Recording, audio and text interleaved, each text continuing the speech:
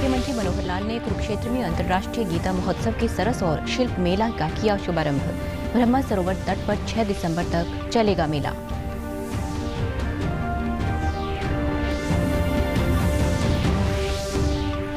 प्रधानमंत्री नरेंद्र मोदी ने वाराणसी में किया काशी तमिल संगमम का उद्घाटन। कहा, दोनों क्षेत्र संस्कृत और तमिल जैसी प्राचीन भाषाओं का केंद्र हैं।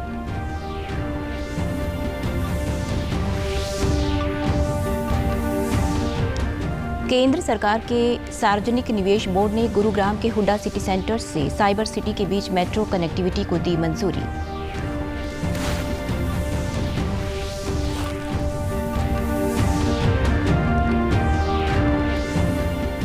और बधिरों की छठी राज्य स्तरीय खेल प्रतियोगिता रोहतक में शुरू। प्रतियोगिता में विभिन्न जिलों से 400 से अधिक खिलाड़ी ले रहे हैं भाग। नमस्कार, मैं सारिका शर्मा। अब समाचार विस्तार से। कुरुक्षेत्र में अंतर्राष्ट्रीय गीता महोत्सव का सरस और शिल्प मेले का आज मुख्यमंत्री मनोहर लाल ने उद्घाटन किया। ब्रह्म सरोवर के तट पर शिल्प और सरस मेला 6 दिसंबर तक चलेगा। सरस और शिल्प मेले में देश के विभिन्न हिस्सों से शिल्पकार और दुकानदार अपना सामान लेकर पहुंचे हैं। शिल्प मेले में 48 राष्ट्रीय और स्टेट अवार्डी शिल्पकारों सहित कुल 230 शिल्पकार शामिल हुए हैं। इस अवसर पर मुख्यमंत्री ने कहा कि जिस भूमि पर भगवान श्री कृष्ण द्वारा अर्जुन को गीता का संदेश दिया गया, उस भूमि पर अंतर्राष्ट्रीय गीता महोत्सव का आयोजन बहुत महत्वपूर्ण स्थान रखता है। पिछले कुछ वर्षों से अंतर्राष्ट्रीय गीता महोत्सव के स्वरूप में बड़ा बदलाव हुआ है। ये महोत्सव देश ही नहीं बल्कि विदेश में भी ख्याति अर्जित कर रहा है। हमने जो एक उत्सव गीता जयंती का उत्सव होता था, उसको धीरे धीरे एक अंतर्राष्ट्रीय स्वरूप, अंतर्राष्ट्रीय गीता जयंती के तौर पर ये किया जाने लगा है। न केवल यह क्षेत्र में होता बल्कि विदेशों में भी होने लगा है। आगे आगे और इसका विस्तार होगा। आज इस वर्ष का गीता जयंती का जो कार्यक्रम है, विधिवत उसका शुभारंभ हुआ है। ये जो सरस मेला है, इस सरस मेले के उद्घाटन के अवसर पर सरस मेले में अपना सामान लेकर आए दुकानदारों ने कहा कि उनके सामान को मेले में खूब पसंद किया जाता है। वहीं पर्यटकों ने कहा कि गीता महोत्सव की आज से शुरुआत हुई है और मेले में उन्हें खूब रौनक देखने को मिल रही है। मेले में गीता के सार के साथ ही हरियाणवी संस्कृति की झलक भी देखने को मिलती है। हम हर साल यहाँ पे आते हैं। 2011 से हम लगातार यहाँ पे आ रहे हैं। हमारे पास यहाँ पे कश्मीरी ड्राई फ्रूट है और कश्मीरी कहवा है।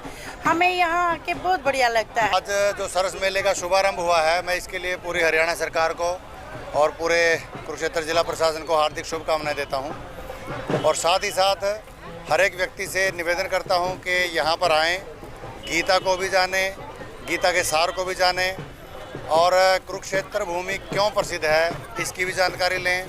आज हम लोग गीता महोत्सव देखने आए हैं। यहाँ पे हरियाणा की संस्कृति को शो किया जा रहा है। बहुत अच्छा सरस मेला लगता है यहाँ पे। प्रधानमंत्री नरेंद्र मोदी ने आज वाराणसी में काशी तमिल संगमम का उद्घाटन किया।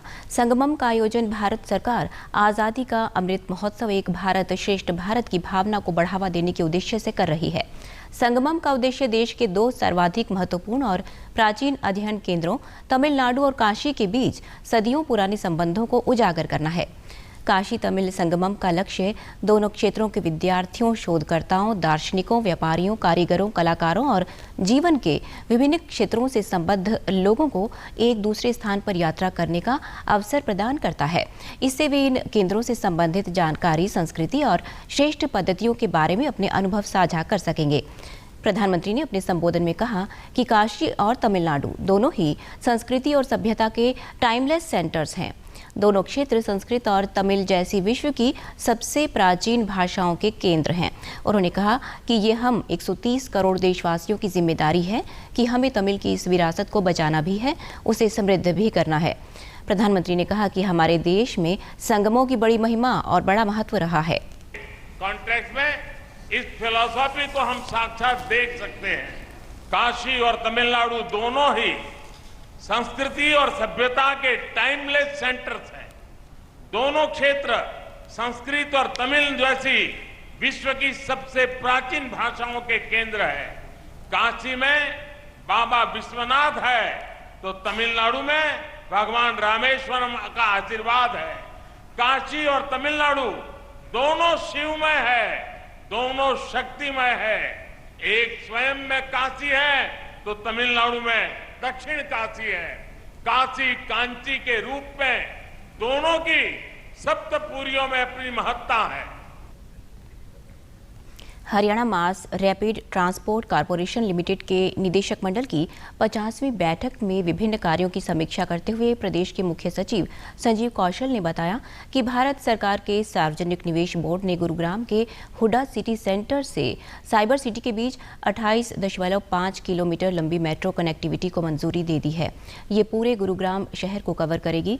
उन्होंने बताया कि रेजांगला चौक से सेक्टर 21 द्वारका तक कनेक्टिविटी को मुख्यमंत्री मनोहर लाल द्वारा पहले ही अनुमोदित किया जा चुका है और उसके बाद भारत सरकार को भी मंजूरी के लिए भेजा जा रहा है। ये गुरुग्राम से आईजीआई हवाई अड्डे तक निर्बाध कनेक्टिविटी भी प्रदान करेगी। बैठक के दौरान उन्होंने चंडीगढ़ के ओल्ड डोमेस्टिक टर्मिनल से शहीद Bhagat Singh international airport terminal को जोड़ने के लिए passenger rapid transport project pod कारों की भी प्रगति की समीक्षा की। उन्होंने बताया कि गुरुग्राम की रैपिड रेल मेट्रो, जो घाटे में चल रही संस्था थी, पहली बार ऑपरेशनल प्रॉफिट में आने वाली है। रैपिड रेल मेट्रो को पिछले साल की 3.84 करोड़ रुपए आय की तुलना में अक्टूबर 2022 तक 21.6 करोड़ रुपए की आय हो चुकी है। प्रतिदिन सवारियों की संख्या 8,500 प्रतिदिन से बढ़कर 40,000 प्रतिदिन हो गई है। रोहतक के राजीव गांधी खेल परिसर में आज बधिरों की 6ठी राज्य स्तरीय खेल प्रतियोगिता का शुभारंभ हरियाणा दिव्यांग जन आयुक्त राजकुमार मक्कड़ ने किया। हरियाणा खेल परिषद की इस प्रतियोगिता में प्रदेश भर के विभिन्न जिलों से 400 से अधिक बधिर खिलाड़ी भाग ले रहे हैं। इस प्रतियोगिता के अंतिम दिन हरियाणा की टीम का चयन होगा।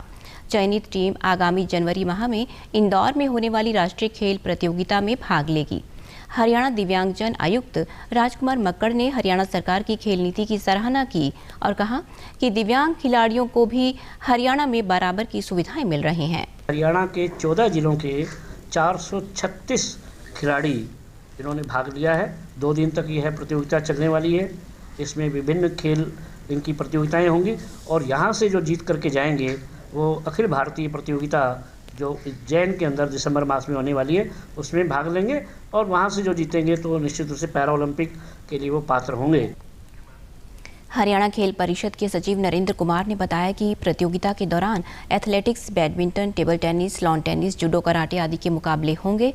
उन्होंने बताया कि राष्ट्रीय प्रतियोगिता के बाद ब्राजील में विश्व प्रतियोगिता होगी। इसमें badminton, wrestling, athlete, karate, race का ये सारे गोला, ये सारे गेम सारे प्लेयर्स खेलेंगे। तो हमें यहाँ से 20 प्लेयर्स नेशनल के लिए लेके जाने हैं। जो अच्छा खेलेगा वो विजेता रहेगा इंदौर में। दिव्यांग बच्चों के अभिभावकों ने भी इस तरह की प्रतियोगिता के आयोजन की सराहना की।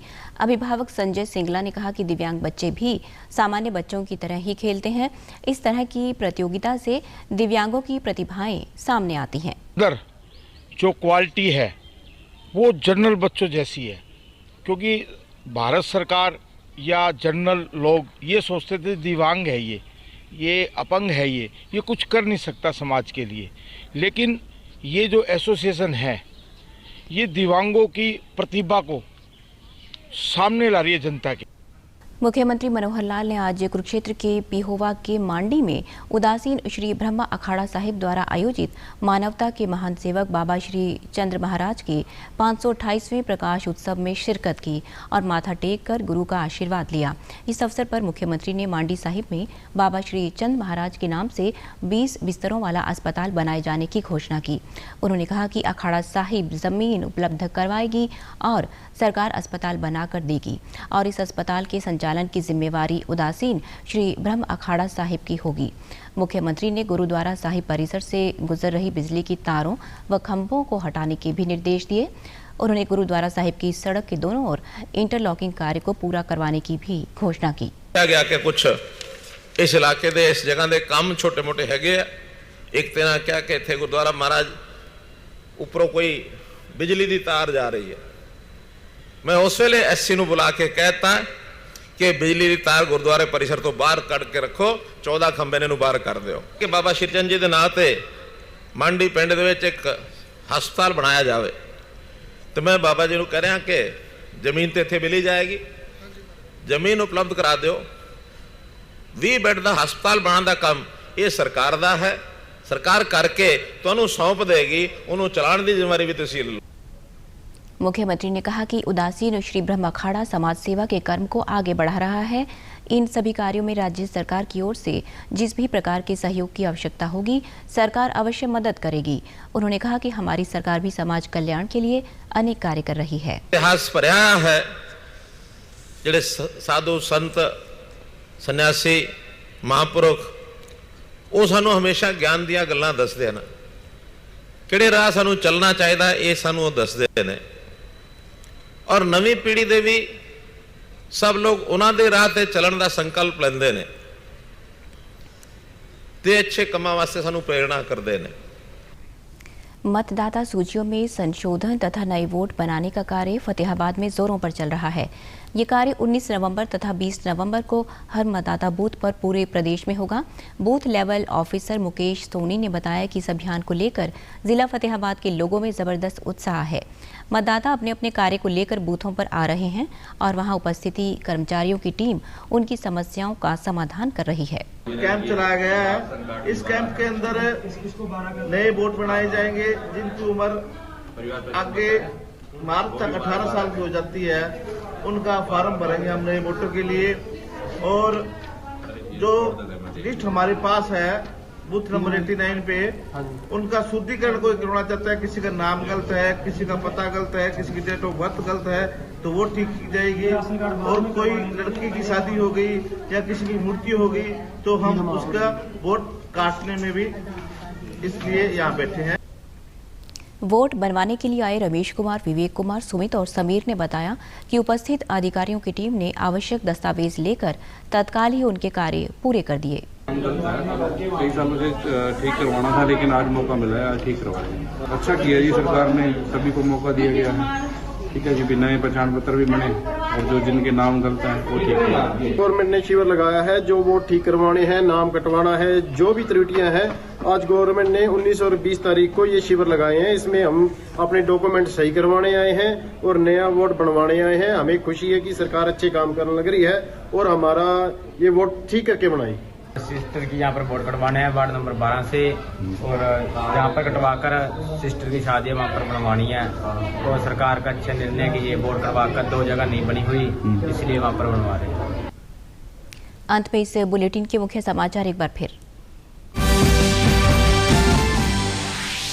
मुख्यमंत्री मनोहर लाल ने कुरुक्षेत्र में अंतर्राष्ट्रीय गीता महोत्सव के सरस और शिल्प मेले का किया शुभारंभ। ब्रह्म सरोवर तट पर 6 दिसंबर तक चलेगा मेला।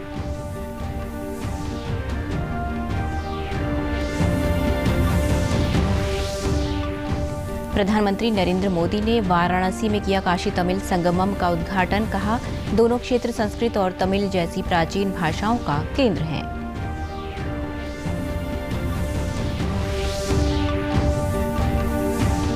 केंद्र सरकार के सार्वजनिक निवेश बोर्ड ने गुरुग्राम के हुडा सिटी सेंटर से साइबर सिटी के बीच मेट्रो कनेक्टिविटी को दी मंजूरी।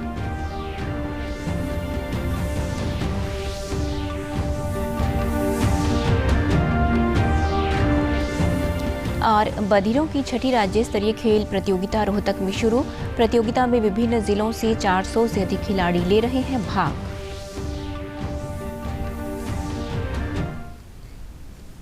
समाचारों में आज इतना ही। नमस्कार।